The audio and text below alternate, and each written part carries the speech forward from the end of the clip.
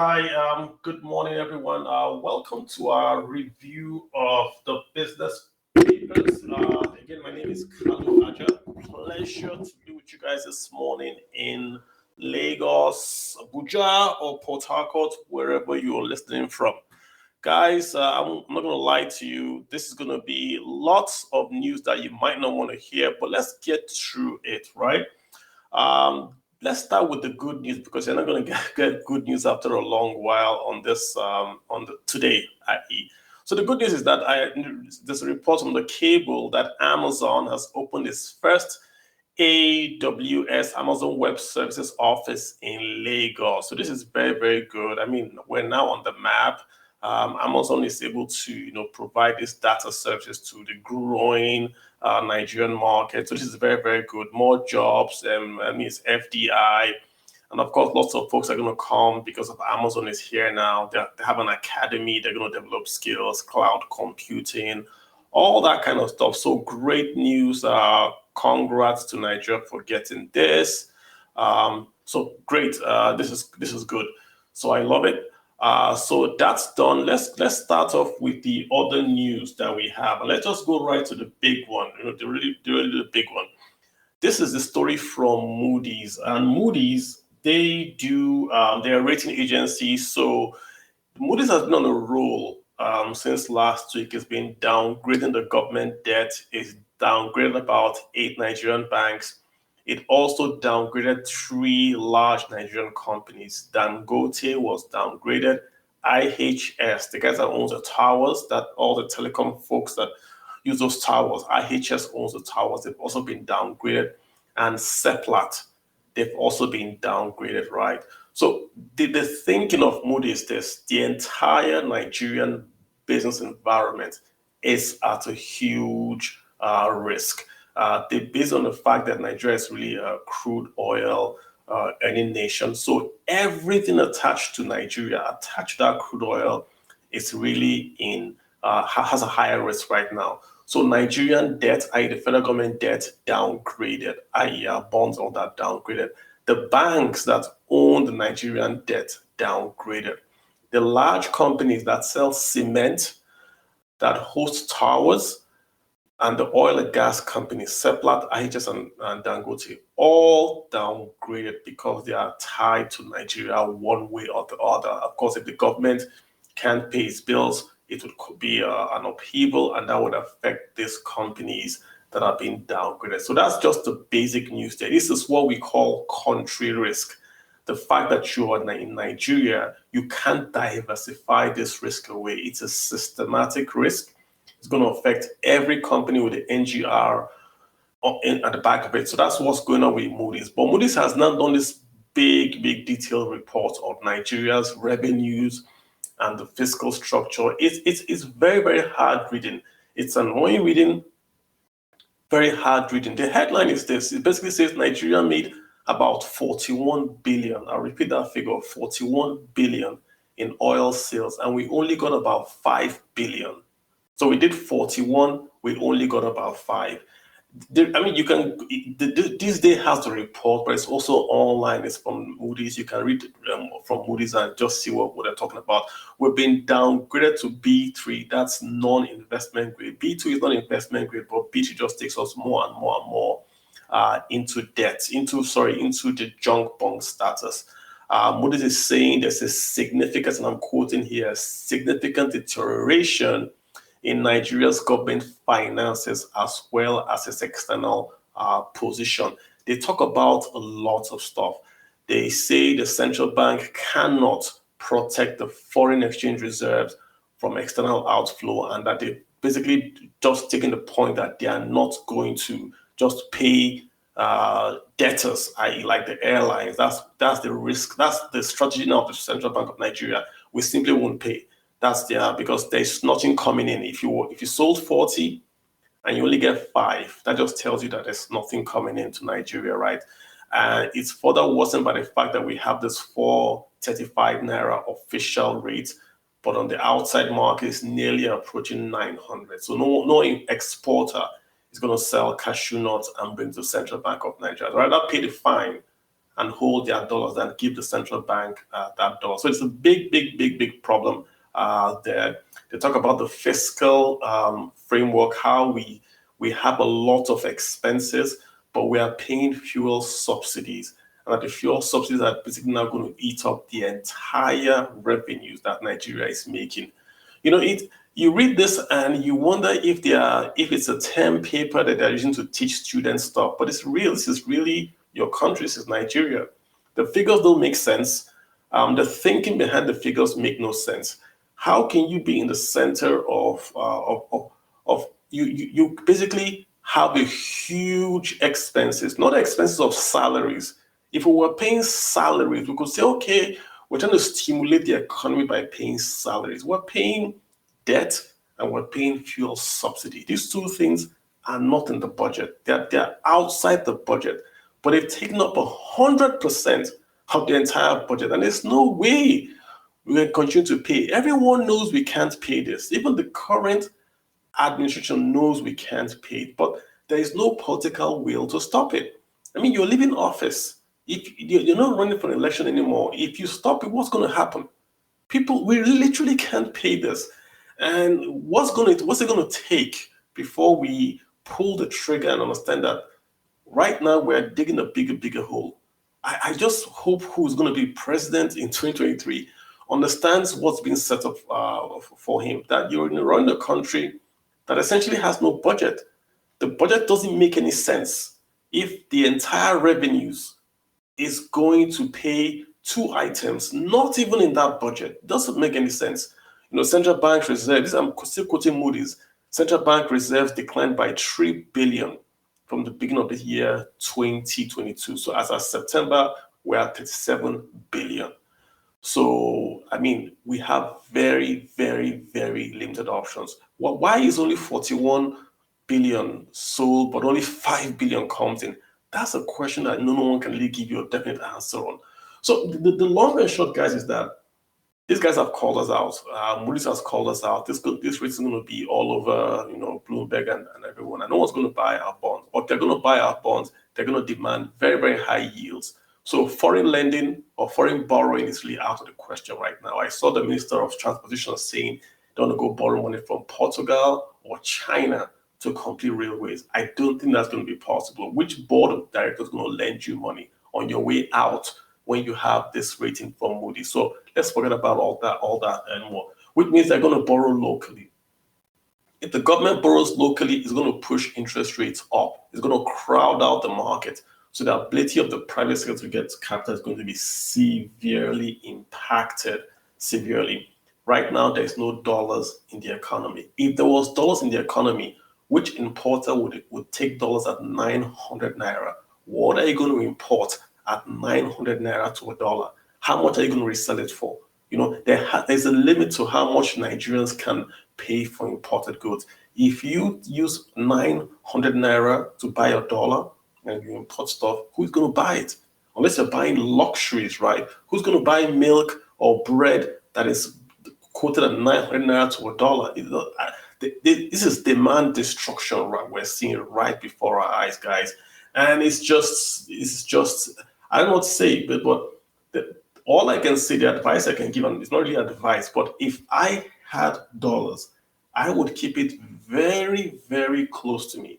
I would keep my dollars very close to me, because a naira literally is no longer a store of value. We said that a long time ago.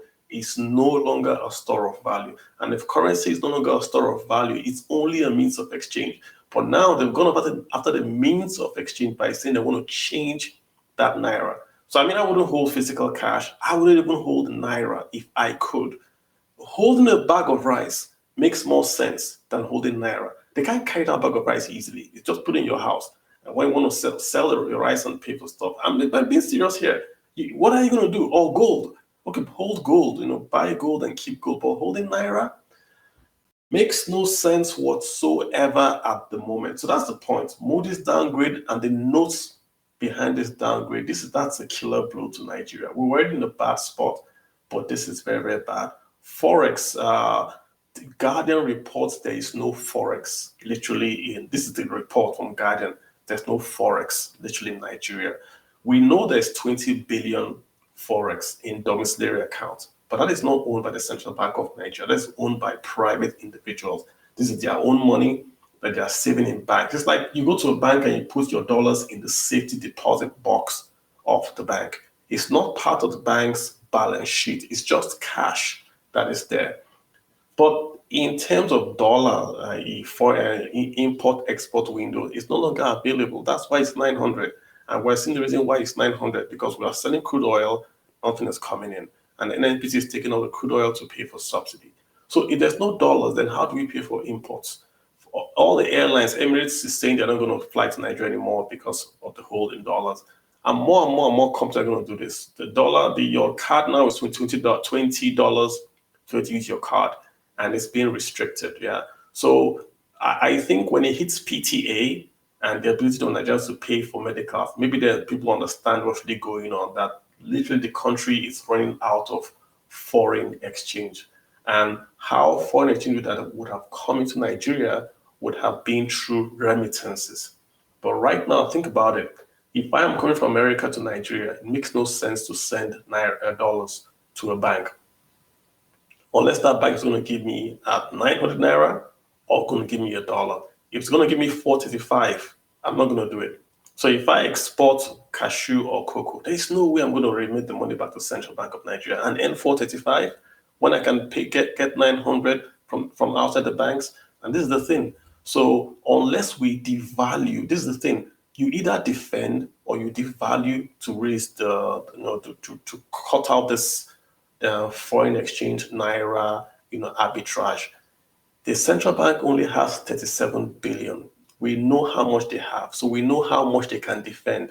Their only option now is to devalue the naira to take the pressure off. If they devalue, it goes from say 435, it goes higher. It might get to 5, it might get to 550, it might get to 600. But it takes the pressure off CBN because now more dollars will flow in and more people can willing to say, okay, I'm going to sell officially at 6 or 550 than 435. Many people in America will be like, I don't want the wahala, I'll send it through official means and get maybe 550 or 6. But at 435, when compared to 900, the arbitrage is simply too much. You would not take your money to the bank. So if they devalue, that helps the balance sheet deficit a bit, which I think is where they are going to with this change of the Naira notes. I believe they want to take all the Naira notes that is out there, mop it up. This is like a nationwide OMO. When bankers say OMO, they mean open market operation. I think what the central bank is doing now is doing a nationwide open market operation to mop up all the Naira from circulation. When they have all the Naira in circulation from December the 15th, my guess there's going to be a devaluation. And their thinking is that they devalue, there is less Naira out there to buy dollars, which artificially then keep the dollar price lower. That's where I think they are going to. I think this dollar change is the first act. The real thing is going to be the devaluation that will come about December. And they're doing it at a good time because December is when dollars flow in via remittances. So it makes sense for them to do it, right? So that's the Forex and the Naira on this. The CBN governor also saying on the post that he's going to print the Naira locally, but he was asked how much is it going to cost to print Naira locally. He couldn't answer, but it's going to be printed locally. I don't know. So I hope it's printed well, we don't have duplicate currency out there. But that's what he said. So all this brings us back now to the budget. We had reviewed the budget, guys, the 2023 budget, something that was passed by the president. And back then, we already gave our verdict. We said that was a joke of a budget. And we said why? Because of the assumptions that held that budget up. They were assuming that we would pump 1.69 million barrels of crude oil a day. Right now, we are pumping less than a million. We've never pumped near this in the last year or half. The last time Nigeria pumped nearly a million was about 2000, first quarter 2000. Since then, crude oil theft actually restricted Nigeria's output. But the budget is saying we're going to pump 1.69 million barrels. So based on that, they put the benchmark at 70. It's conservative, that's fine. And then they said the inflation rate would be about 17. This was before the floods. With the floods now, food inflation is going to go way higher than the 20% that we have. So before the floods, 17% inflation. After the floods, we're looking at about 22 or more. Why? Because food is 50% of the CPI. That's the inflation rate in Nigeria. So if food is restrictive, inflation is going to go up. So this 17 has to go up. But the biggest joke was there, you've seen that they had the exchange rate for 2023, they put it at 435. Right now, the rate is about 900. People are saying it's going to go to 1,000, right? It's crazy. It's speculative. I know it's speculative. The Naira is not really that bad as 900, but it is what it is, right? So 435 is unrealistic. Inflation rate of 17% is unrealistic. The GDP growth rate of 3.75 also unrealistic because the floods have really killed commerce in many parts of Nigeria. So the National Assembly is saying they have to do a rework of the budget. They're going to pass a supplementary budget over rising inflation and, of course, depreciation of the currency. They should do it. But I would prefer that, I don't know, just pass a continuing resolution and just spend on salaries and let the new government that's going to come in February pass their own budget. There's nothing that's really going to happen major that this government is going to do from now till, say, June. That should be material. I don't think they can go into any big project, or should they? I don't think they should. So I'll just say pass a budget to pay salaries and to finish what you've already started, i.e. capital projects, and then leave it over to you guys to take on. Which takes us to the other newspaper headline I'm seeing here. This is saying Fashola, the Minister of Works, Housing, is saying that he's owing contractors 11 trillion.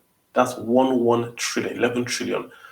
Is this part of the 20 trillion that we have printed, that the central bank has printed for the federal government? Where is this? Is 11 trillion? I hope it's part of the national debt.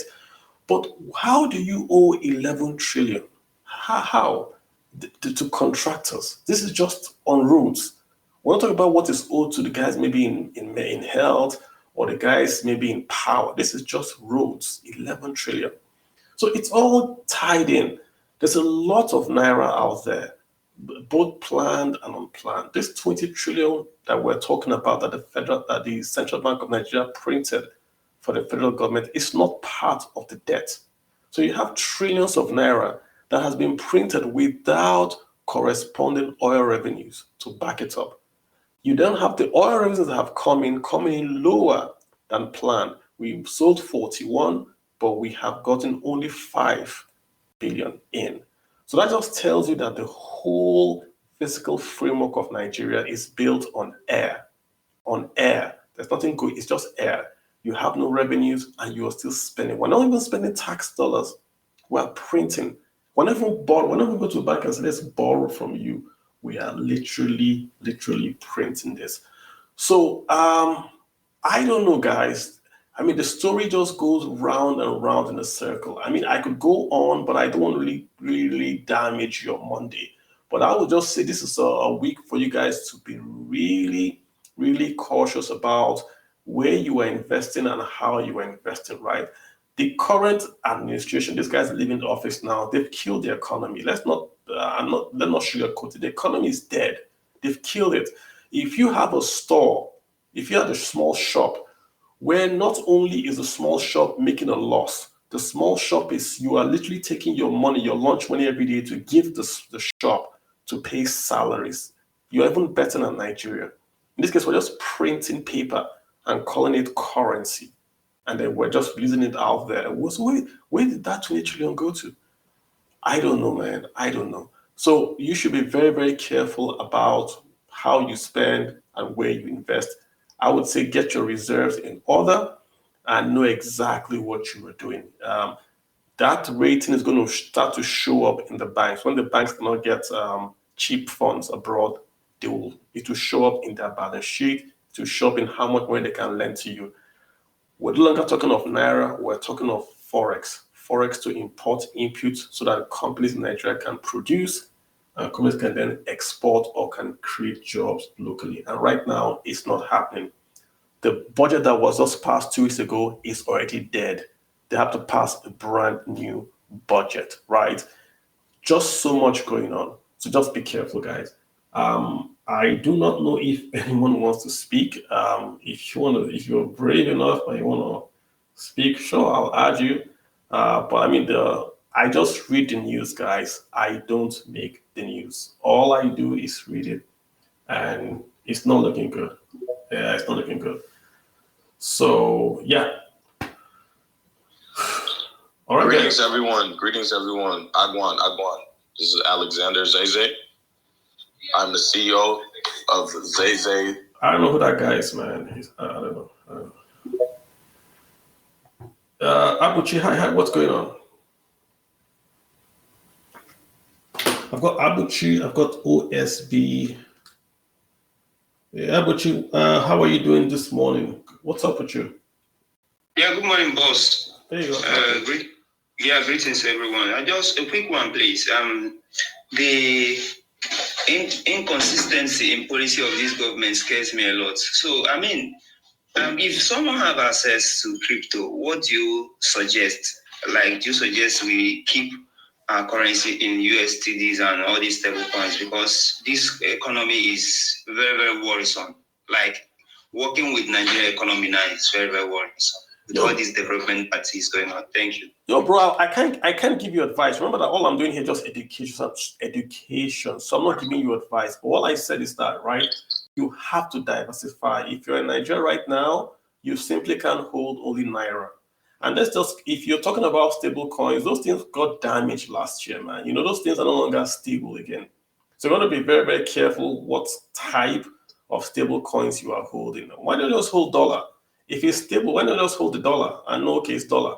You know, this stable thing is, it's going some beating. Algorithm stable coins were zeros, So I would just say when there's, in the entire world, when there's uncertainty, everyone runs to the US dollar. So do the same thing, it's not advice, but I mean, that's what everyone does, So just go there. That's what I'll say. But you need to diversify. I wouldn't hold Naira currency. I could invest in a Naira asset. I could invest in Nigerian real estate or stocks, but I wouldn't hold Naira paper. It's not a store of value anymore. That's my call. Thank you so much. Hey, you're welcome, bro. Hey, Alikon, what's happening to you? What's up? Good morning, Kalu. You say whoever is brave. Yeah. With you, will try to be brave. You encourage us a lot. And the truth of the matter is that you've been repeating this same advice over and over and over. Unfortunately, this government does not respect advice. Even the advisors they appoint doing Okupe, doing Salami, we've never seen him saying anything. Whether he's advising them from behind, we don't even see him. Those that are brave, like you, to come out to advise, they only come out and start putting you on Twitter and say, don't listen to these people, don't listen to those people. This government, they don't have the political will, like you rightly says, to take decisions. Even when they attempt to take those decisions, those that are incoming, that are part of them, they'll go and meet them and say, look, if you remove subsidy, if you devalue Naira, if you tame all manner of ills in the economy, we are going to lose the next election. Hence, just leave it. When we get there, we'll know what to do. Eventually, that is where we find ourselves. If not, for 7 years, decisions that were not taken. You are now taking that decisions to end them on May 2023, when it's about a week or thereabout that you want to leave. Let me also give you my conspiracy theory about why the Naira, or why you have the exchange rate going up. This is just, it's a 900. I think it's deliberate. I think it's to create funds for the elections. If you have taken dollars, $1 million out of the country, or you've stolen it, right? It used to be 500 million Naira, but now it's 900 million Naira. It's 900 million. So any politician that took dollars just 2 months ago, $1 million, has suddenly gotten maybe 400 or 20 million naira extra doing nothing.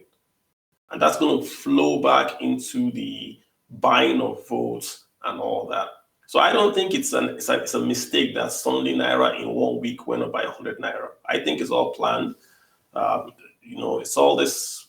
The central bank is not really independent. I mean, I call it as I see it. They're not really independent. The central bank governor is a politician, and he's doing things to help the ruling party, the All Progressives Congress, APC. He's an APC politician.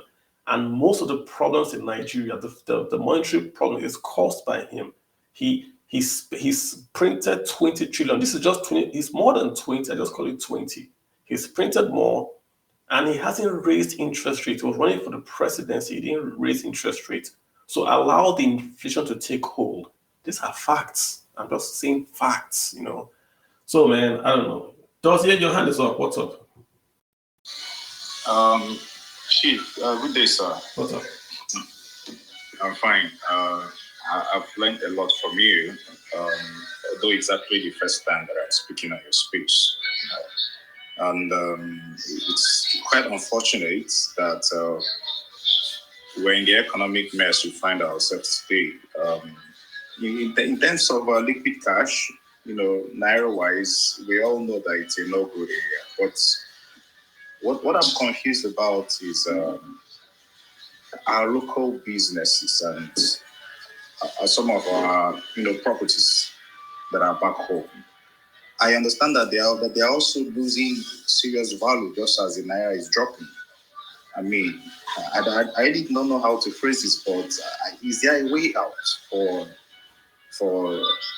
investment in properties and other local businesses back home? Is there any way out? I think you have to be, look at it this way. If you have a building in Lagos, the value of that building will go up, all things being equal, again, location, right? Just based on inflation, the value of the building will go up because inflation has gone up.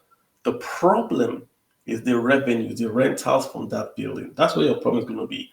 If you have a building that is worth 100 million, you have to make 10 million rent from that building just to make 10%.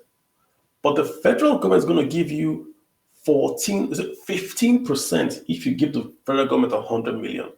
So it makes no sense to build a house. If the house is worth 100 million, so I could take my same 100 million, not build anything, and get 15% risk-free from the federal government. So the problem with the home is not really the value. I don't think for value side, you're fine. I think it has to do with the revenue because your revenues have what we call the reinvestment risk. You get the revenues, but they're worthless. If someone gives you rent, what are you going to do with it, right? So this is my view. It's the yield on the real estate that's your problem, not really the value of the real estate. That's just numbers talking now, does it? Just numbers, yeah. Hope that helps you out. Hey, Mohammed, what's up? Mohammed Buhari, hey, how you doing? I'm good. Good morning, Mr. Kalu. How are you? I'm very, very well, sir. Thank you. Okay. Thanks for allowing me to speak.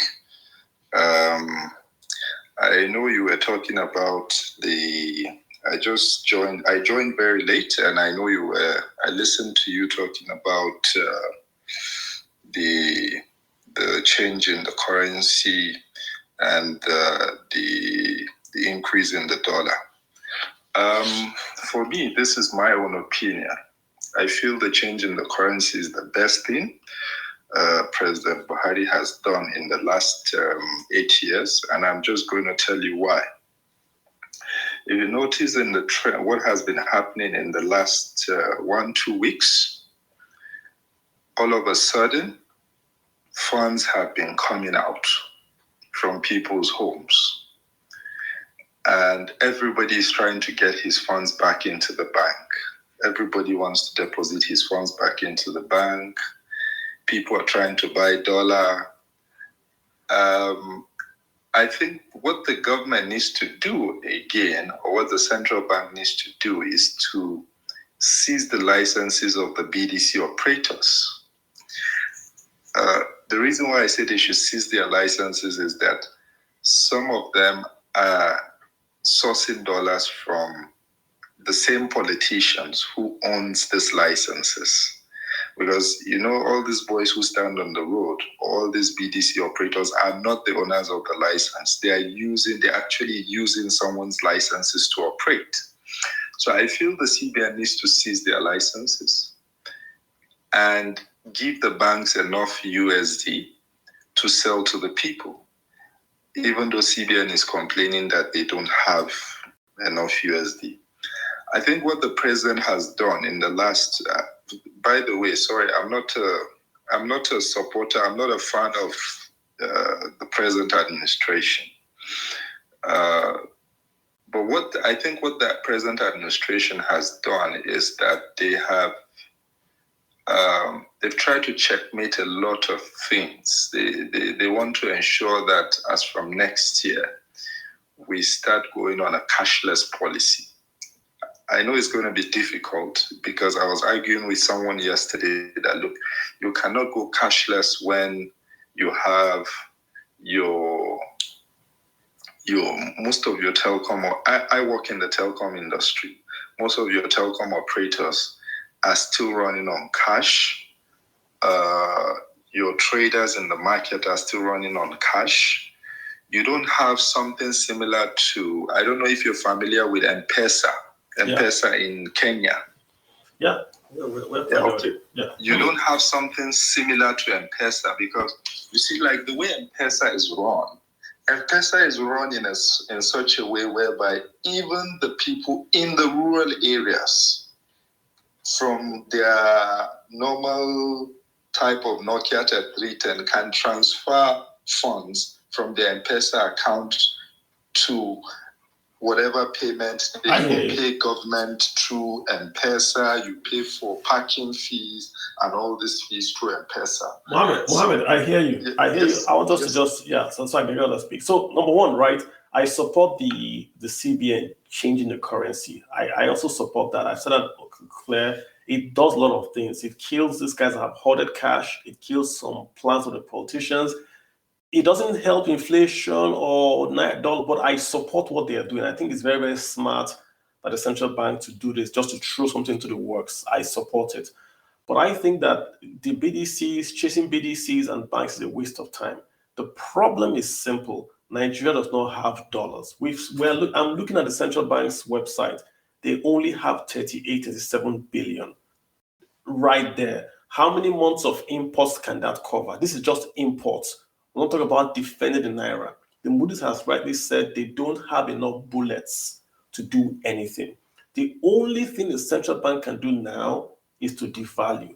If you close all the BDCs and fund the banks, it's not possible. Every Nigerian wants dollars. So the dollars will disappear in a week and we'll have nothing. Their only option is to devalue. If they don't devalue, they're going to keep building foreign exchange debt. That's where we are right now. On M-Pesa, I agree with you.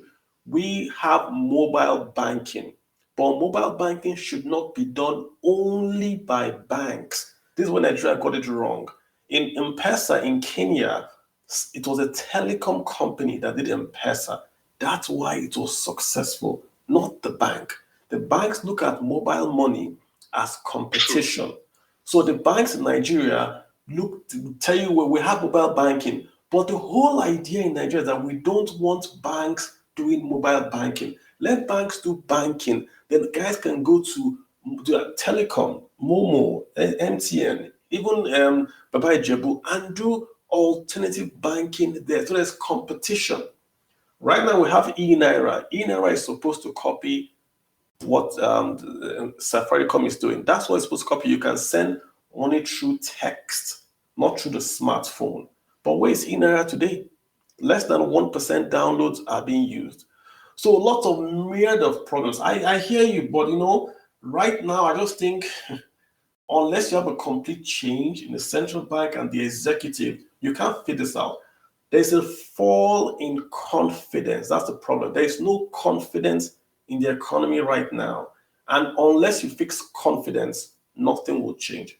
I appreciate you making a call. Let me get other guys in here. Agbo, how you doing? Agbo Chinonso. Hey, I'm good, Carlo. Yeah. Go ahead. What's up? I'm fine. I wouldn't say it's a depressing Monday, but I woke up this morning. I woke up quite early. Going through our procurement plan that we've already concluded for the year for 2023, and I've been asking myself how are we going to actually run the budget, how we're going to execute for 2023, because the exchange rate skyrocketing, especially for businesses that are import based. It leaves you almost at the current state of confusion. Question for you, though. Question for you. So, what are you going to do? Are you going to say you're going to plow in the 9 into your budget, or are you just going to wait? What are you going to do? Well, that's the current state of confusion right now. And now, even if you have a USD in the bank, you are prevented from even making transfers. Now, okay, I have a USD in my DOM account, but I can't use it to pay for anything. Okay, and you can't transfer it. You can't do interbank transfer. You can't transfer offshore, even from your business account. So it's becoming more complicated. So if we are saying, okay, I have USD in my account and I can still use it to transact, then that's a different ballgame. But now I have USD and I can't use it to make purchases, even though I have USD. What do you mean you have USD in the bank? Yes. Okay, I went to the bank the other day and then I'm not allowed to transfer out the money, the USD I have to use to make payment. So they're saying it has to be cash deposit of USD. So let's just understand. Yes. So you have money in your DOM account. Yes, you have USD in your DOM account. So the bank is saying you can't take the money out as cash. Yes, you cannot take it out as cash. Okay. You cannot transfer it offshore. Uh-huh. You cannot also do interbank transfer. So I mean, I can't send from my whether GT or FCMB or to another bank entirely. So what can you do? So they are saying I have to withdraw the money cash and then go to another bank and do cash deposit. But there's no USD in the bank for me to withdraw cash. Oh, okay. So you can withdraw cash, but they don't have cash to give you. You can withdraw cash, but they don't have cash to give you. So you see. Every day they are making it even more and more difficult, because if these things, if I have USD and I am allowed to use my own USD in the bank, because the second question I'm asking is, how safe is the USD I have in my DOM account? Can the CBN wake up and say, okay, we are converting all the USD in the DOM accounts to Naira? Because if I can't use that for the past 2 weeks now, I've been struggling to make payment. I have money in my DOM account, but I can't use it. Wow. I can't use it. You have to make payment for purchases, but you can't pay with even your own money. So, you see, the frustration is getting intense. Yeah, okay. So it's, if you ask me, man, I'll just say that it's just, the dollars are just there nominally. If you can't use it, you don't have it.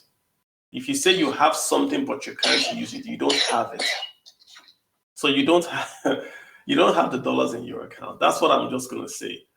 Take that how you want, but if you can't get access to something you say you own, then you don't own it, bro. Right? You don't own it.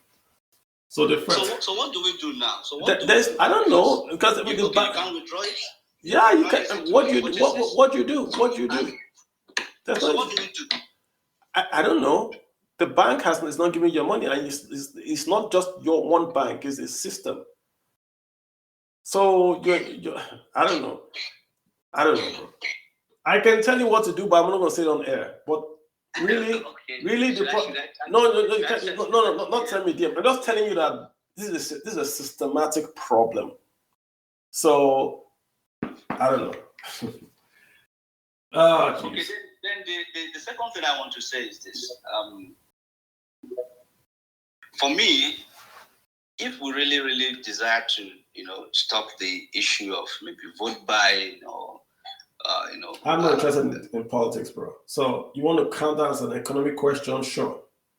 Okay, because for me, I don't see why we should still be encouraging the use of printing more of the 200 naira, the 500 naira, and the 1,000 naira note. I was thinking they would have phased it out and say, okay, this new prints we are doing is going to be for 100 naira, for 50 naira, because if I'm going to use withdraw 10 million of 100 naira, that means I will need some serious Ghana must goes to carry it.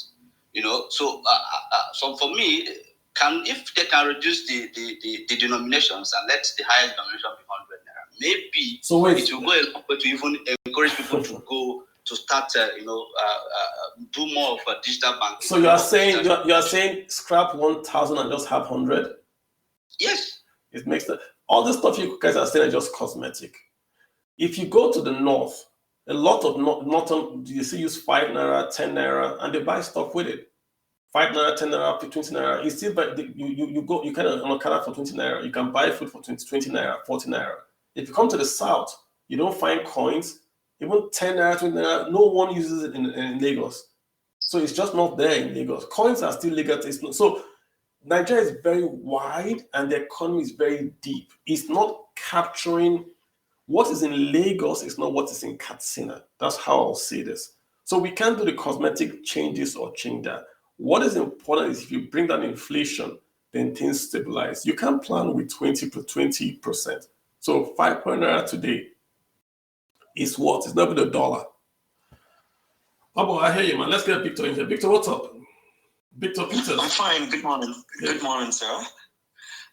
First of all, it's an honor speaking with you. I've been following you for more than a year now. I think pre-COVID-19, the whole of COVID-19 since the day. I love your work. Thanks, sir. My question is actually three, more of an advice, and then just a use case to see if it's foolish, but if it's actually also wise. So I returned back to the country before COVID-19, and then the first hit I got was when my foreign investors pulled out of Nigeria because of the conversion rate. So basically, we're making profit of around 10%, 20% in some. I'm from the north. I'm based in Kaduna, so we have these informal kind of businesses, and then northerners, Nigerians in diaspora come. We do a pool of money and just put it into small businesses. So even though when we have amazing return on investment, when we convert it to dollars, we have to make up for the conversion rate before we make profit. So at the end of the day, you end up having 1%, 2%, and then it's just ridiculous and annoying. So I still see the potential of investing in Nigeria, but like for now, I'm living, like me and my family are actually living because of the kidnapping and everything. But I still do want to invest in Nigeria, in real estate, for example. So do you think it's wise or smart that if I put my house rent, instead of putting my house rent in Naira, I charge my tenants in dollars, hoping they'll pay in dollars or do the conversion rate themselves?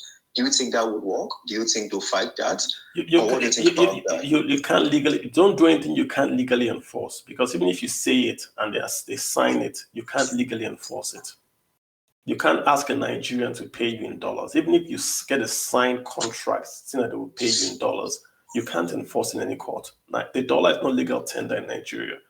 So you can't do it. All you can do is get a professional manager and give him the property and say, manage this property for me as best as you can. That's you have a systematic risk. You can't diversify that away by cutting dollars. You get the point I'm making? Yes, I do. Okay. So then the second one, concerning cash flow. So one of the things I think I did was I have friends that send money into the country for their friends. So basically, I created a Wise account. My Wise account, I collect their dollars to my Wise account. Then I send it to one of these crypto markets and buy USDT, then do the peer-to-peer, then get it into Naira. So probably for those that are looking for ways to save some form of dollars or something, you could actually help people with diaspora to make some purchases or expenses here in Nigeria. That's something I've done. But like another issue that I am currently facing right now as of today is I'm flying in a few days and I'm stuck in getting dollars. And the most annoying part is that I don't think our current CBN governor, I think he's bought by the APC. I want to go. Can you land? Yes, just so, yeah. Yes, I'm with you, sir. Sorry. So I strongly believe he's bought by the APC. Why? Is because I strongly believe that what's the when he question? came into power, What's he had some ideas or concepts or to do some things. But then along the line, he became corrupt, or I think he became dubious, or he picked sides or something like that. Because I've been Victor, what's the question? You gotta ask the question very quickly. Other guys want to speak. What's the question? Yes. So my question is, like, how long do you think before CBN would decide to actually come to the fact that we have to devalue? No one knows that. You strongly believe that no one knows the that. next president or Yeah, the next CBN? Victor, no. Is there any hope for devaluation of Naira anytime soon? Victor, no one can answer that question because we don't know what the CBN is going to do. They could devalue tomorrow, they could value in 1 month's time. So no one can really answer that question, Victor. Right? No one. I can only give you my own opinion, but no one can give you when that's going to happen, Victor. Yeah? Okay. I'm very grateful. Thank you so much. Hey, you're very welcome. Hey, the Farmer Boy, how are you doing, sir? Farmer Boy, how are you guys coping? Farmer Boy. Yeah, how no? Fine. Yeah, quickly, I just want to have some clarification on my doubt. I'm not an economist, I'm a farmer. But I'm looking at having 2 different exchange rates for dollars, and it's an obvious fact that most the open market is the one all of us deal with. I'm of the opinion, why can't we just do, since Naira is our acceptable money, what we use in Nigeria, why can't we just probably CBN, our commercial banks, look for a way of doing this? Whatever business you want to do in dollars, you process it on your Naira account. They do the conversions for you. Since they said, 420 or whatever they call it, is the ideal price. Whatever we are getting in the open market is our own price. Okay, can we just do transaction in our Naira account? They do the conversion, pay the money in dollars, and just do deduction for us. So I don't need to even change my money to withdraw my Naira account, Naira amount. I get your question. I hear you. BTC to go and convert. The problem is this, right? Look at it this way. When you see when you see a black market rate anywhere in the world, not just Nigeria, if you see a black market rate in Russia, America, anywhere, that's the real rate, not the central bank rate. The real Naira exchange rate based on demand and supply is that 900 Naira, because that's what the market is saying they can supply and demand, right? The central bank is telling you that if you give it 435 Naira, it will give you $1. That's what they're telling you. But you can't get it at that rate. If you go to the central bank today and say, I have 500 Naira, give me $1, they can't give you. That's why there's a queue.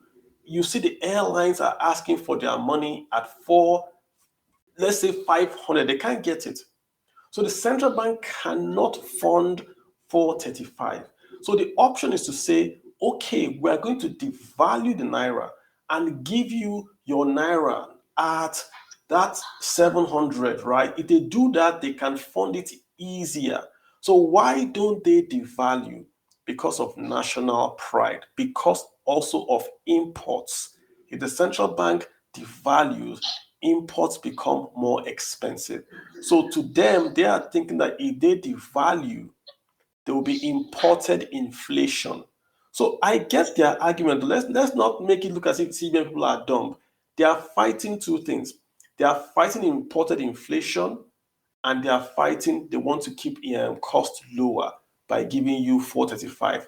The problem, Oga, is this. They cannot give you dollar at even 500. So if you say you want to give them your Naira and they will pay, they don't have the dollars at 500 to give you. You heard the guy saying here he can't get his own dumb account. So the only way they can give you dollar is if you say it's 1,000. If you go to CBN today and say I have 1,000, they'll give you dollar immediately because they'll buy from the street. Many Nigerians abroad send dollars to Nigeria. It doesn't go to central bank. It goes, you heard the other guy say, it goes to P2P. It goes, people hold the dollar in their pocket, land in Nigeria, and give physical dollars to Mama Emeka. Mama Emeka will take physical dollars and change it on the streets of Lagos. Those guys on the streets of Lagos take that dollar physically and keep at home or keep in dumb account. So it doesn't go to CBN. You understand the problem? saying it's like you telling someone that your corn, you sell corn at 10 naira for a ton of corn. That's what you're saying. And you know it's not possible. The only way you can sell that corn is at the price that covers your fertilizer and your labor. So it is 435 is a subsidy on the dollar, but the CBN has no money to fund that subsidy.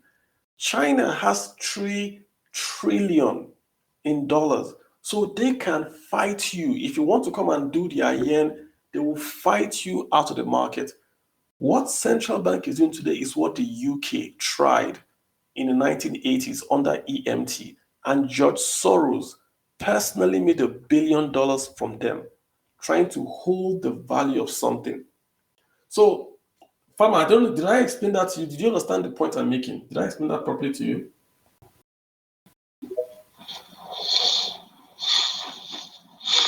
Hello, sir. Okay, I think I lost you. Okay, let me get Cliff in here. Cliff, what's up? Cliff, you've got the mic. All right. Thank you, Carlos. So I hear you when you said CBN doesn't want to import inflation, but are they not already doing that, you know, indirectly? And I'm asking that question because now they are not funding the banks, or the funds they are providing to the banks is not enough to meet the demand. So the importers are, you know, actually going to the market to now look for funds to fund their imports. So somehow they are still importing inflation, even though the CBN doesn't want to come out and say, I want to devalue so that I can also help import this inflation. That's one. Then two, talking about the way the challenges that companies are facing now, especially the small businesses, I'm thinking that is this not the time to be very innovative? Because it looks like this dependence on importation is the reason why everything is just collapsing. Is it not time for us to look inward and see, you know, apply some level of import substitution and see how we can, you know, innovatively use the resources within our means to see how we can get out of this problem that we're in now. Cliff, I hear you. But let's take your second question first, right? If you want to do import substitution, that means you are eating rice, you are eating Uncle Ben's rice. So you want to start to eat Ofada rice. That's what import substitution is all about. You take Uncle Ben's rice off, you bring in Ofada rice. Look at the problem. Uncle Ben's rice will be packed in the US, shipped from the US to Nigeria. You pay freight, insurance. You land it in Lagos port, you clear it. It is cheaper than Ofada rice that is just down the road. Why? Because there's power supply in the US. They have lower cost of making Uncle Ben's rice in the US than Ofada rice here in Nigeria. You can't have import substitution where the local product is more expensive than the foreign product. Look at Dangote Cement. Dangote Cement is the largest plant in Africa, right? That makes cement. The cement that comes out of the Dangote Cement factory, is it cheaper or more expensive than imported cement? It's more expensive. So it's import substitution by memoranda, but in terms of the cost to the Nigerian person, it's higher. So if you do that, then you're not really solving the problem. You are creating local jobs. You are getting the income locally. I agree. But as long as the cost of the import is cheaper than the cost of the local production, that's not import substitution. That's just giving the business to someone else that is local. That's the take on that. On the first one, on the subsidy, on the 435 exchange rate, it's a very simple thing, right? The exchange rate is how much you are exchanging a service for. When you hold dollars, you are importing. Even if you don't go to the port, you are importing. Why do you want to hold dollars? Because your local currency is inflating away. So you want to hold dollars. The more you chase dollars, the more dollars gets more valuable. So CBN's point is that 435, they want to stop the depreciation because the small SMEs now, their savings are going because you want dollars. So you want to hold it at 435. The way it's done, CBN will start to sell dollars. Every day they start to sell dollars. so that you know that there's no point you're going to get dollars. Because if you get dollars, CBN hits you. You get dollars, CBN hits you. But CBN has no dollars. They only have 38 billion. So they can't defend the naira. They can't. So they can only devalue. It's only two options: defend or devalue. They can try to defend. They've done it all year. And now they're down 37 billion. Moody's is saying the same thing. Their options are limited. They have no dollars. So we'll see what they'll say. But that's just my answer to you. Let's get St. Austin Bob. How are you doing? Yeah, Carlo, good morning. Morning to you. You're doing fine work. You always say you don't do politics. I just laugh because see where we are now. I don't do politics, sir. I don't do politics. So if you want to do politics, I'll move on. Yeah. It rises everything.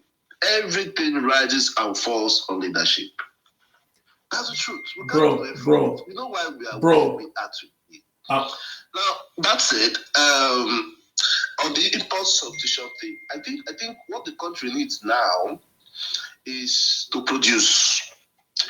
If we can reduce our demand for these dollars, and not just on products and services and so on, the issue of foreign education and medical tourism has to be looked at. I know the other day you were saying that if our public officers are forced, in quotes, to send their kids to Nigerian schools and not do medical tourism, they will face the workability of those decisions. Spot on. So again, it comes down to leadership. But what I want to ask is this, please. Why is it that is there a way Nigeria as a country can sit down and begin to become self-reliant? Thank you. Yeah, why do you want to be self-reliant? There's no country that is self-reliant in the world. This is only North Korea that chases that self-reliance. To reduce the pressure on the dollar demand. Okay, I hear you. I was just trying to be funny with the question, but yeah, I hear you. But again, it goes down to the cost of production, right? If local goods are cheaper, people will buy local goods. No one wants to spend more money. If there is local rice and foreign rice, and the local rice is cheaper, the same quality as a foreign rice, everybody will buy local. If there's Omo and it's cheaper than foreign Omo, people will buy local Omo. If Bombita is cheaper than foreign, people will buy foreign local Bombita. The rich folks will buy the expensive stuff that's imported. That's fine. But the mom and pop local Nigerian walking on the streets in Ohafia does not care if the soap foams or smells. It's the cost.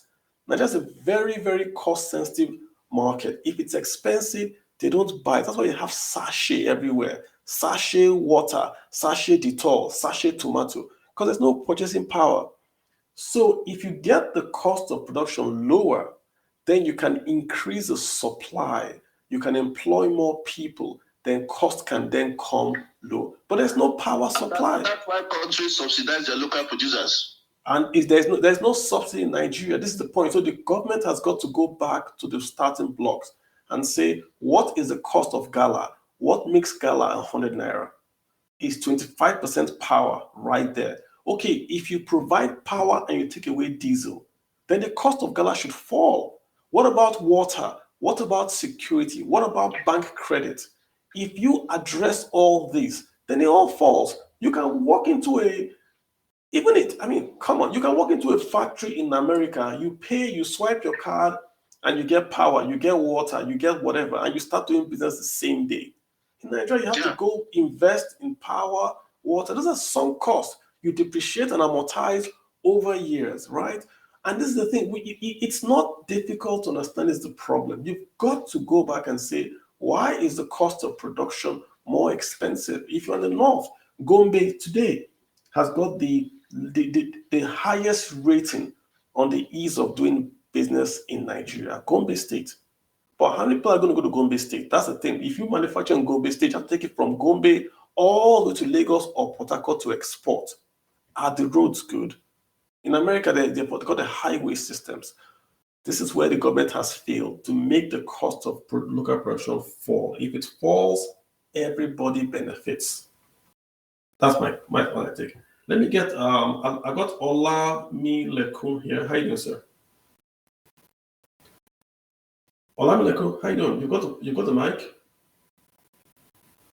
Okay, going once. Good morning. Good morning. How you doing, sir? Good day.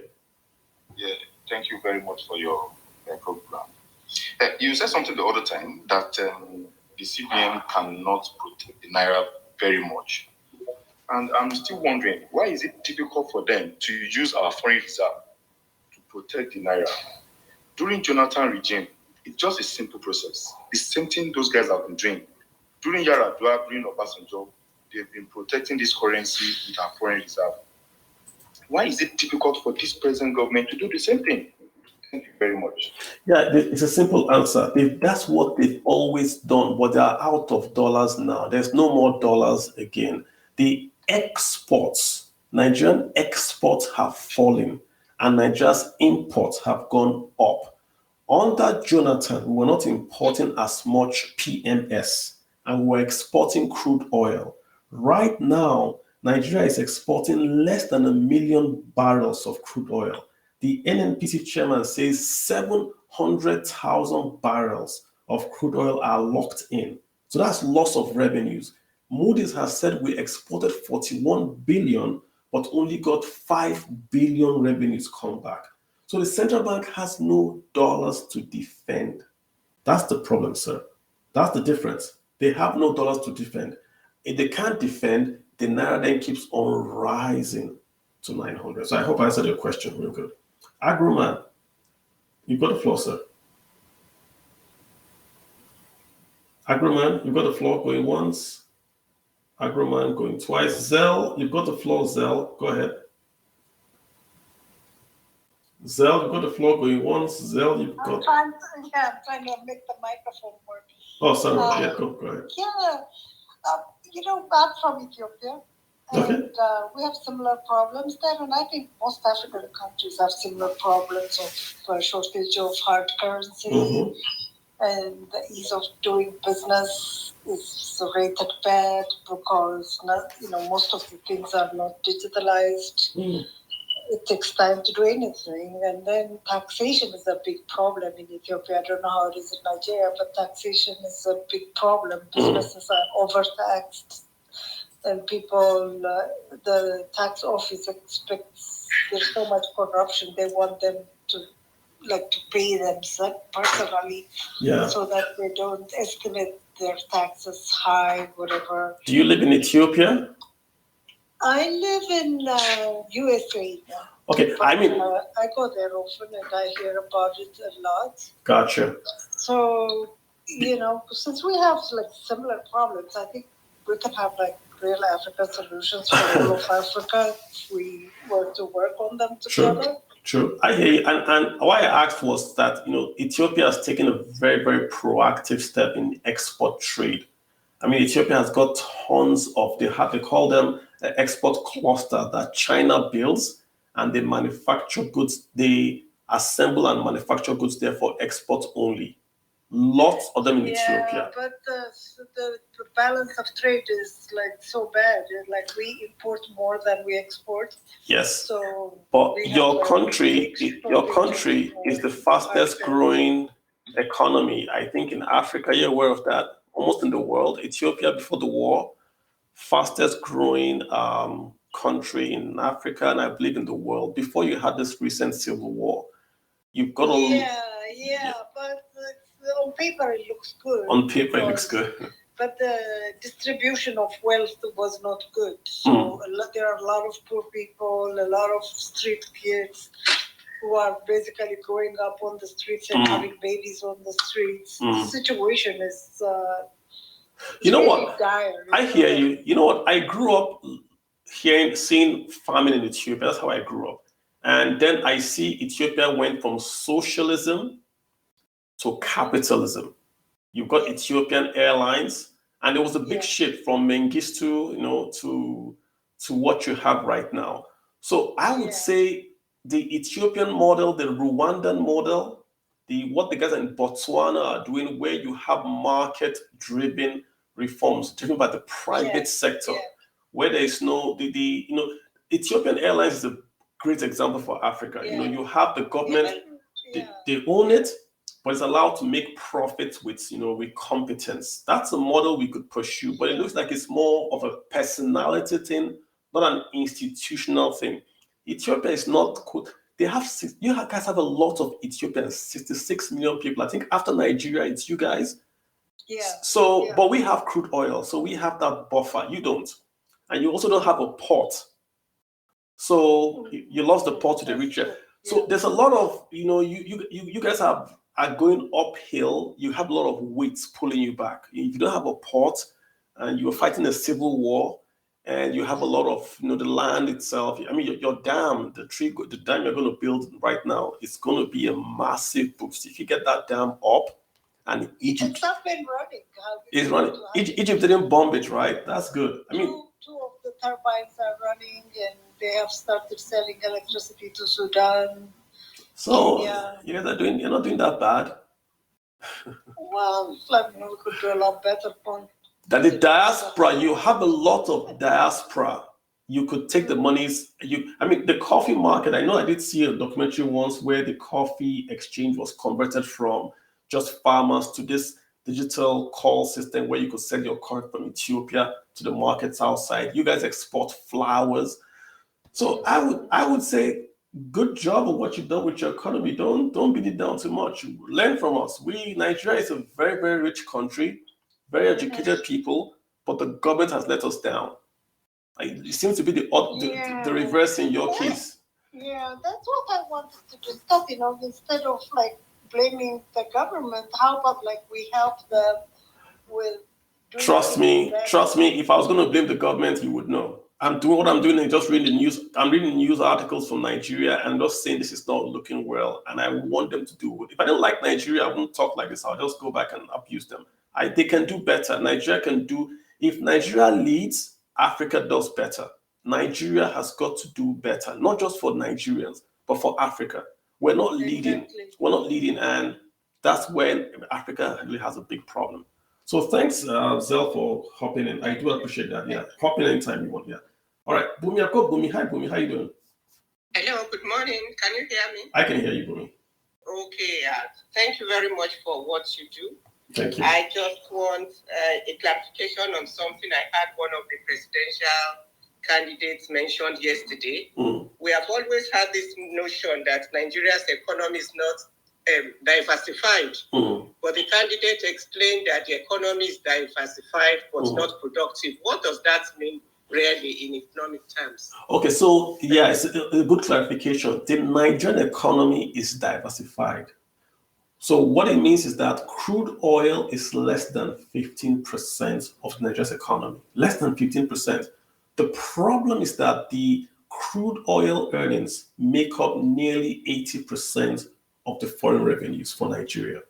So whilst we have agriculture employs more people and gives us more, should we say, tax revenues in Naira. If you look at the tax revenues, you have VAT, company income tax. They give us more revenues in Naira than crude oil.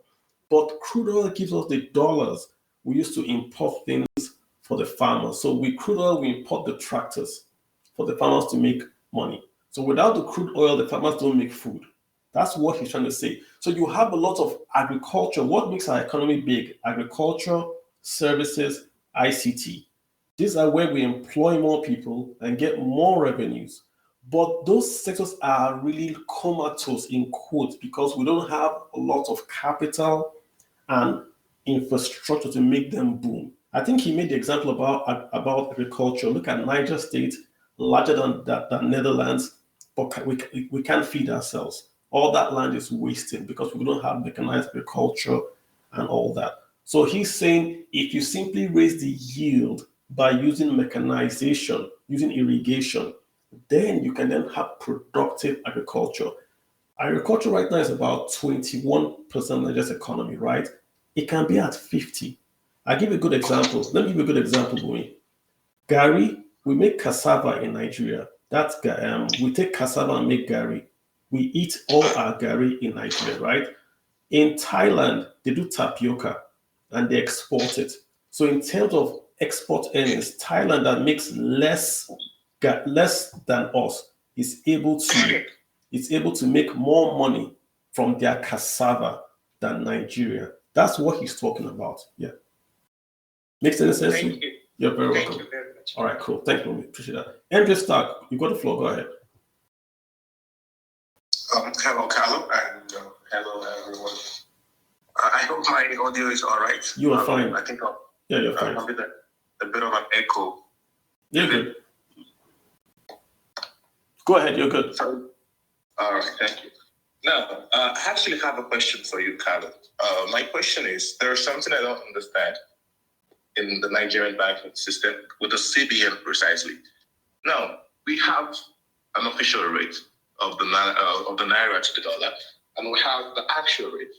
Now, why do the CBN continue to parade that false narrative of the 400 and something per dollar rate? That only leaves space for arbitrage, for people to get access to the dollar via the same banks and continue to devalue our naira. I mean, to what end? I don't really understand why they keep up with that.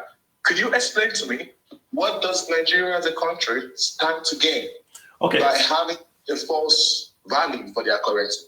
So this is a very, I'm going to have a deeper discussion next week. We're going to talk about exchange rates. Look at how it works, right? If you have a country could decide it wants to float its currency. Float means that the price is set by the market. So the US dollar, the pound, the euro, the yen is set by the market. So the central banks don't set the exchange rate. They can go in and intervene, but the market set the exchange rate of their currency. So that's a free float, but they intervene, right? You can also have what's called a managed float, or like a fixed float, like Nigeria does. Nigeria will say the dollar exchange rate is going to be X, and we can let it go maybe 3 up, 3 down. So Nigeria sets the exchange rate of their naira. The problem is this: when you set the rate, you have to go in and keep it at that rate. So if naira is getting too strong, the central bank will buy naira and sell dollars. If the dollar is getting too strong, central bank will sell dollars and buy naira. So we want to keep it at that 435.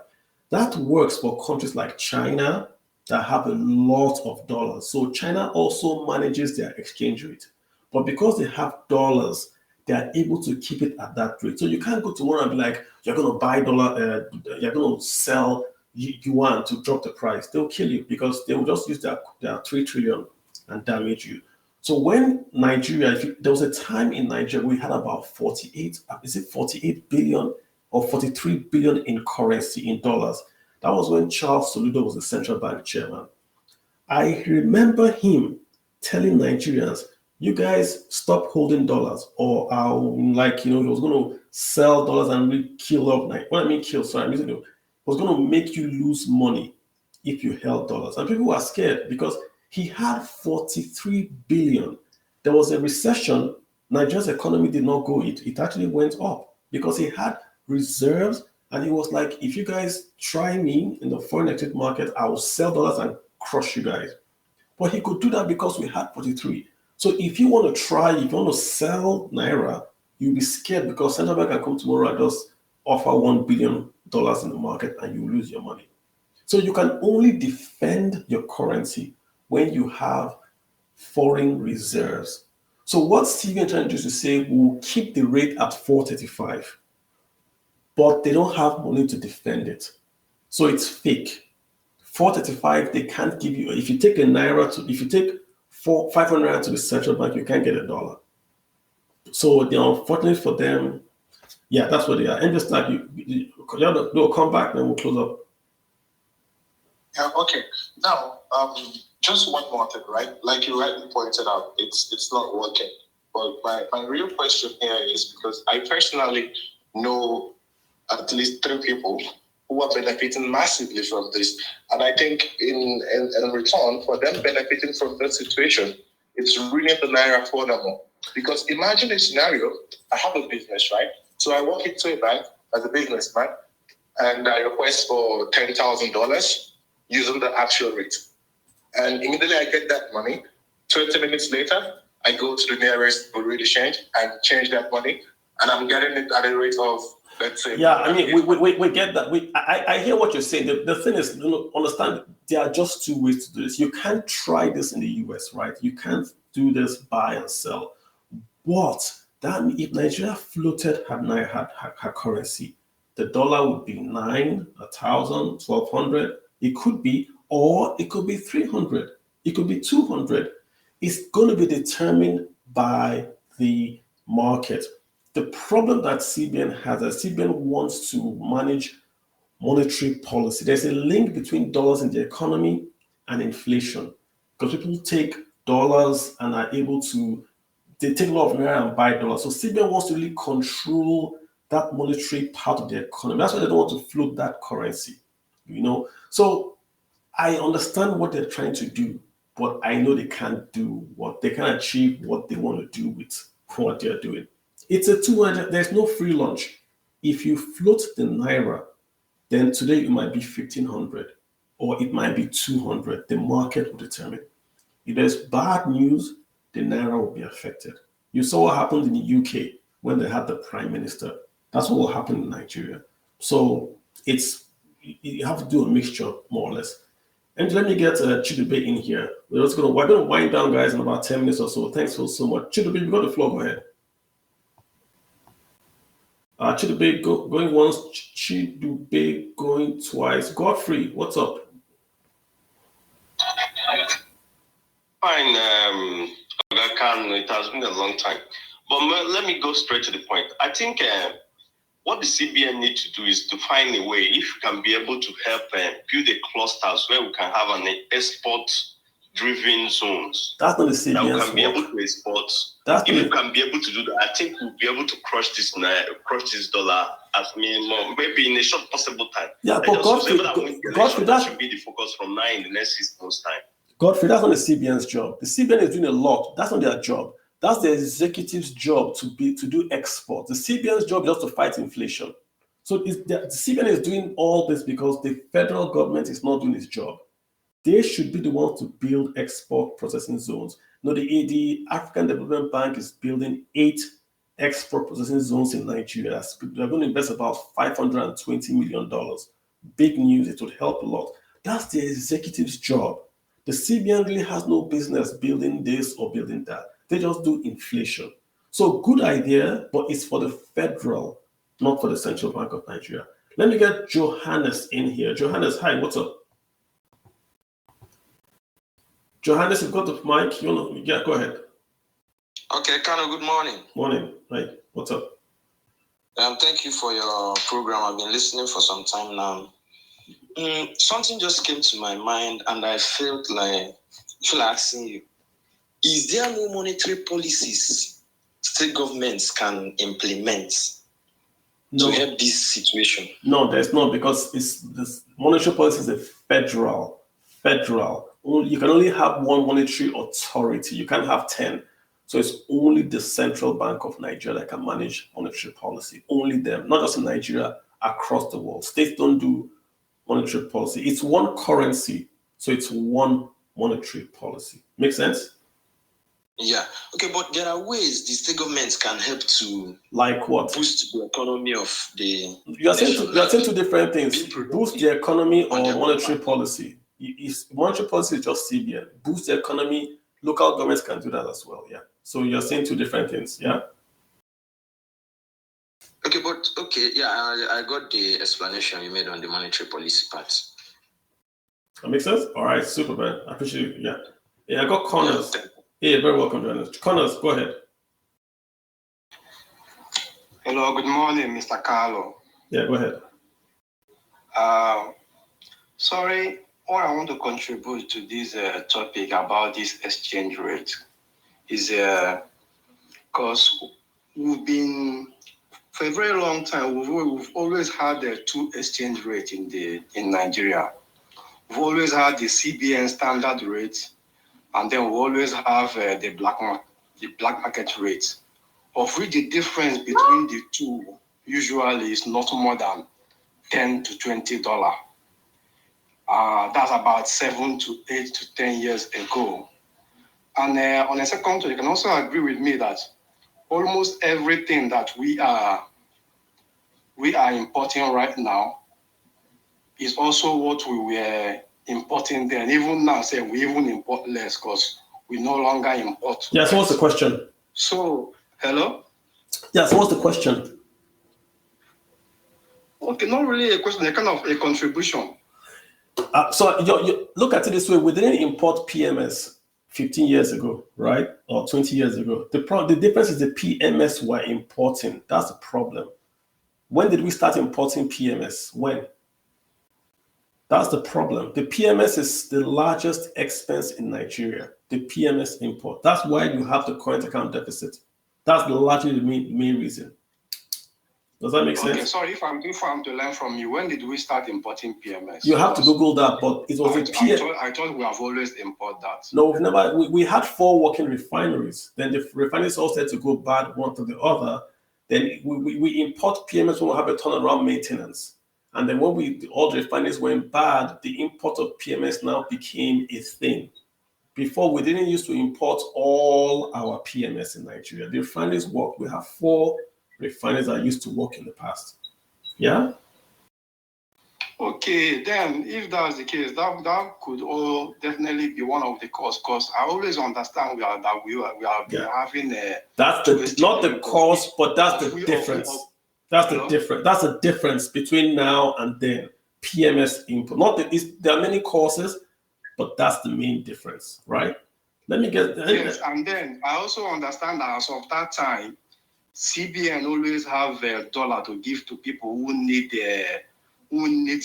dollar for import. No, that's not true. We've always you just apply for dollar. No, sir. For dollar at CBN through your bank and go through the processes. After some weeks or months, you just get dollar for import or whatever you want to do. Not true, sir. The only people who are hello. Not true. Remember that in 1983 or so, Nigeria had no forex whatsoever. We were doing trade by barter. So we've always had this problem of dollars. Well, I'm not talking of them. I'm talking of about 8 years ago. I remember needing dollar one time for a transaction, and my bank gave me a phone that I need to fill. Yes, because you were exporting. Because EcoBank. Okay, because you want to get dollar through CBN for a travels and stuff like that. Yeah, because you were exporting crude oil at 100 naira dollars back then. Right now, you're no longer exporting crude oil. Oil thieves have blown up your pipeline, so you don't have revenues from crude oil anymore. So number one, you are importing PMS, and number two, you're no longer exporting crude oil as before. We're not exporting up to 1 million barrels a day today anymore. That's the problem. Agroman, you've got the floor, sir. All right, thank you. How you doing? Yeah, you're welcome. Agroman, you've got the floor. All right, good morning. Hi, how you doing? All right, good morning. Am I good? Yes. Please, I have a question concerning the CBN policy of changing the face of the naira. That's 200, 500, and 1,000 naira. Yeah. Now, the thing is, since this policy is not across board or across all the naira circulation, that's from 5 naira to 1,000 naira. These thieves who have been storing the naira in their houses and stuff, which made the CBN to make this policy so that they can get their hands on naira. Can they not change the current naira they have? Say they have 1,500 and 200 denominations in the house stored. Can they not change it to lower denomination just to evade the CBN policy? The big boys don't hold lower denominations. The big transactions are done on high denominations. That's why they went after the high denominations. You can't buy a car with 10 naira notes now. Who does that? So the wahala is in the big currency notes. Yeah. Right? All right, guys, we're going to shut this down. All right, since I don't think it's going to be possible since those other notes make it okay. But thank you. You are very welcome. Hey, Mohammed M, what's up, sir? Go ahead.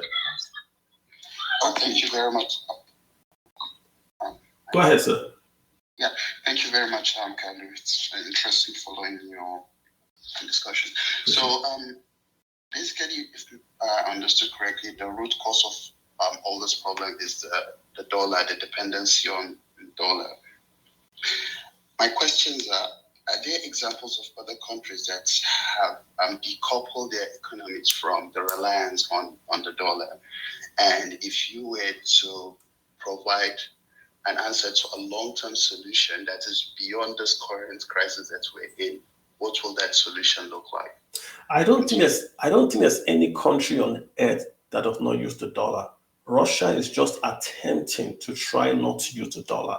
The dollar is the global reserve currency. So after the World War II, the world powers met in the US in Washington, a place called Bretton Woods, and they agreed that there was going to be a global, what they call a settlement currency. What that means is if you want to buy goods from Italy, you go from naira to dollars to lira. Back then, if you want to buy goods from Italy to Ethiopia, you go from lira to dollars to dinars or whatever. So the dollar is the global settlement currency. You have to use the dollar. Why the dollar? Because we're the only ones that had the economic power and the gold.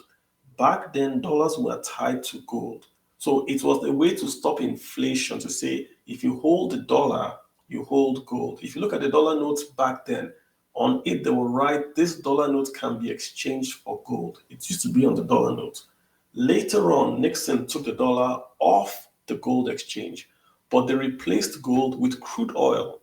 So if you want to buy crude oil that the whole world needs, you have to price it in dollars. So Saudi Arabia, all the OPEC guys use dollars. So you have to use dollars. That's the person. No one can get out of dollars. Russia right now is the only person trying. Iran, North Korea, they all use dollars. So the long term is just to get more dollars, not to exclude it, but try to get more. Export. If you export, then you get more dollars. That's really it, Mohammed. No way to get around it. Thanks. You're very welcome. Hey, Mega Mike, I've got you on the floor, sir. Yeah, good morning, everyone. Morning. So, just a few things to add. The government got it all wrong, starting from insecurity that affected everything, making investors run out of Nigeria and all of that. Now, someone said something, I think Victor Asebota, he said something on Twitter. He said tech people were contributing a lot to the inflow of dollars in Nigeria. Mm-hmm. However, due to harassment by security officials claiming they were fraudsters, eventually they left. So I have a friend, just a quick one, a friend who left Nigeria. He didn't even finish his first degree, but he was a full stack developer. And today he's in Estonia, right? Before now, the company he worked for usually send dollars to him. And we have a couple of them just like that, but due to the harassment of insecurity, I don't know whether I'll call that insecurity, but let's just say insecurity of security agencies, eventually the guy left. And we have a lot of them like that. Now, that would have eased the pressure on dollar. It should have made dollar available. That's one. Secondly, the gap has already been created. Now, my question now is, I have a question for you, Kalu. Now, I need you to clarify that. I heard about something on Twitter. I don't know if I saw it on Twitter or a WhatsApp group, where they said US is about doing the same thing Nigeria did, which was more like they are looking of a way of mopping up some dollars. So I don't know if you could help me clarify that. I'm not sure how authentic. Yeah, that's wrong. That's wrong. Your first point is, so just to answer your second question, it's wrong. The US always updates the dollar. I think last time it was in 2001 or 2003. They always update the dollar, but they don't take the old dollars out of circulation. They remain as legal tender. So every dollar bill that has been printed is still legal tender, including the ones printed in 1819. They are still legal tender till today. There is no old dollar. What you find is Nigerians prefer the new dollar. So they'll tell you, this old dollar, we won't accept it. But if you fly abroad with your dollar, it's acceptable in any US bank. They don't do how we change dollars, naira, and then we make the old ones non-legal tender. In conclusion, I think whoever the CEO is going to be has a role to play, which is one, if you can get security right, and then find a way of making Nigerians who are, for example, I would use tech, who are into tech, come back into the country. Thereby, whenever their companies pay them, they get this money in dollar. And then the solution of all of this is the security aspect one, and then Nigeria has to get working in terms of exporting. So if they can get this right, I think everything will be sorted. I think your first point about the IT boys that were bringing in dollars to Nigeria is something you have to stress more. Dollar was flowing in, remember guys, dollars was flowing in, and the CBN hit crypto, started to do all this stuff, and people just went to P2P. P2P is doing $1 billion a day, more than the CBN market, because people don't want wahala. You can't, the currency markets globally are not regulated. They're not regulated. You can log in on your phone and buy and sell dollars. You don't go to a central bank. That's the global market. But Nigeria, I don't know what we're trying to do. I've made the point that, if a new CEO comes, even without passing policy, there will be an inflow of dollars if people perceive that new CEO is going to be amenable to the private sector. You just can't wake up and be like, oh, whatever you have, come and fight me. You're a central bank governor, you're saying, come and fight me. You arrest people, you shut people's accounts down. No one is going to use the Nigerian banking sector if you keep on doing that. That's what they're doing. They keep on shutting down bank. I read the other day, they shut down bank account because of what? Of politics. The guy's a politician, and unless he leaves, you're not going to find. If a new governor comes today, Naira will just gain value without anything being done. Just business confidence. So good point again there. Sadat, you've got the floor, sir. Sadat Sani, what's up? Go ahead. Yeah, morning, Mr. Kalu, and morning, everybody. Thanks for. They have been a very close listener of all your shows and all your talks. Appreciate that. I'm trying to talk about the role of CBN. I was also in the shoes of CBN should do this, CBN should do that. But after reading that CBN has only to do with monetary and priced. All they need to do is to ensure there's enough money, not too much.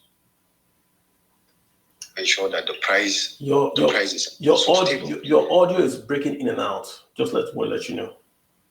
Oh, can you hear me now? I can, but it's breaking. You're breaking in and out. Yeah. Go ahead. Okay. So just like many people think, I was CBN needs to do a lot in CBN, forgetting that we have the federal government. Keep saying that CBN should defend the Naira. CBN cannot defend the Naira with more. The country needs to invest a lot. We need to invest. That's the only way we can defend the Naira. What do I mean by that? Look at those times that we had enough dollars and that he could walk into the bank. Yes, that's true. But right now, we are not earning much. Yeah, so I'm not really getting, so that I have to cut you in there. Your audio is breaking, so I get the sense of what you're saying, but it's breaking. I hear you saying, yeah, the central bank is only monetary, but you can't blame people for believing that the central bank can do more, because Emefiele is everywhere. He's doing farming, he's doing CBN list, he's doing rice, he's giving money, so he's everywhere, and he then gives the impression that the central bank can do all. The central bank is only set up to fight inflation. That's their only job. All this other thing he's doing, banning rice, doing this one, that's not his job. No one asked him to do that. The CBN Act is very, very clear. Monetary policy, price stability. That's his job. Inflation. Giving money, banning rice, banning private jet. Nobody sent him that message. So that I appreciate your calling, but you're breaking up. First, I've got Bright Epitoye. How you doing? You're not letting me speak. And who is this? Is this Ladi? Go ahead and speak then. Sorry. Good morning. Mine is just a brief one because I heard somebody asking about what they should do with the Naira since it's devaluing. And you said something about, and he asked about cryptocurrencies. The one thing I'll say is that the algorithmic stable coins had problems. Yes, that was the terror. But USDT, USDC, Pax Gold, they're all solidly backed by fiat and gold. So if anybody wants to go and look at that. That's all I wanted to say, Carlo, and I'm learning from you. Thank you for the opportunity. All right, that's from you. She's saying she's giving her own advice. So yeah, so I appreciate that, Ladi. Thank you so much. I'm just trying to go around, so apologies for that. I got Bright Victoria. After Bright, yeah, great. So Bright, we're going to do Bright, we're going to do Peter, we're going to do Aina. I'm going to call today. So just Peter and Aina after you. Bright, you got it, but you're echoing, bro. What's happened to your phone? You're echoing. Go ahead. Echoing. Yeah, you got an echo. Okay, cool. Let the next person go. Let me sort myself out. All right, Peter, you've got the floor, Peter. Peter, you've got the floor. Your hand is up. Peter, what's the name? Ezechi Emeka, go ahead. Ezechi, unmute. Go ahead. One, Ezechi, unmute. Let's get Ayeni. Mr. Ayeni John, you've got the floor, sir. Yeah, thank you very much, Mr. Carlos. Thank you so much for your post. It's been educative and really, really interesting. Thank you so much. I think I have two questions. I don't know if you discussed this earlier because I joined late. Do you think that crypto can help us in any way with the value of Naira going up in terms of to the exchange and all the likes? No, so I can't give advice. I can't give advice, but what I will say is this: you have got to diversify your holdings away from just one currency. Even if you held crypto, you shouldn't hold everything in one currency. Should be crypto, dollar, Naira. Just all I will say to that. But crypto, I think you have to be careful. It has to be a stable coin because those are the ones that are tied to the dollar. So in essence, you are holding the dollar. That's what I hear. So yeah. The second question? Okay. The second one is with gold.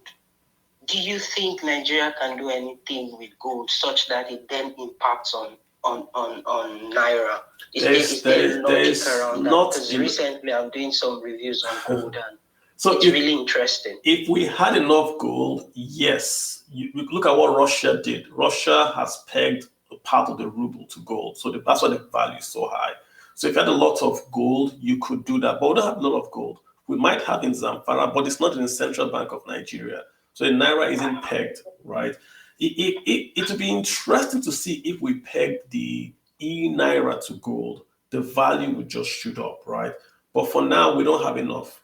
I think we have the highest in Africa, the gold reserves. I posted it once on Twitter, gold reserves in Africa. Nigeria has a lot of gold, but we don't have enough, nearly enough to peg to Naira or whatever. 20 trillion in Naira we printed. We don't have 20 trillion value in gold. That's how I'll put it. All right, thank you. So last person is going to be Peter. Peter, you've got the floor for the last, and then we'll just call today. Peter, go ahead. Peter, go ahead. Okay. Bright Victoria, are you back on? Or I'm just going to wind it down, guys. All right, excellent, guys. Okay, super. We've usually our Monday morning newspaper review. We usually just do this for about maybe 15 minutes, but I think lots of news coming in. So it's good to just talk through it. Good morning.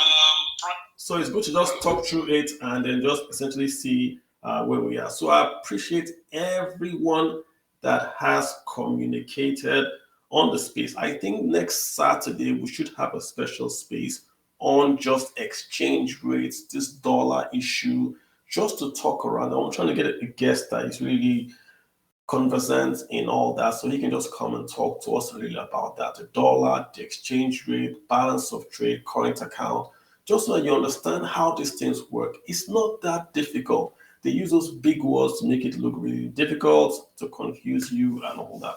So guys, go out and have a great week. This is Monday. Monday is my best day of the week. Go out and make your money. Don't let the bad news in quotes get to you. You are in a country that is blessed. All we need to do is to be deliberate in 2023 and get a good leader. Guys, if you get a good leader, I assure you, I promise you, this promise you see will go in 90 days. There are two problems with Nigeria. One is inflation. Two is the exchange rate. These are the two immediate problems. Inflation and exchange rate can go in 90 days. Exchange rate can be fixed 90 days.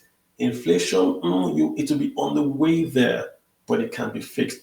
You fix exchange rates with business confidence, so people can remit money.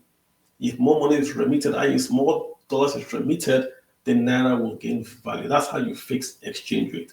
the inflation is going to be fixed by allowing the security services deal with the bandits so the farmers can produce food and have an increase in supply of food. More food means the cost goes down. The cost of food goes down, inflation rate goes down as well. So you need a good guy that can do these two jobs, exchange rate and inflation. Once that tends to turn in the right direction, then the capacity of the manufacturing sector would improve.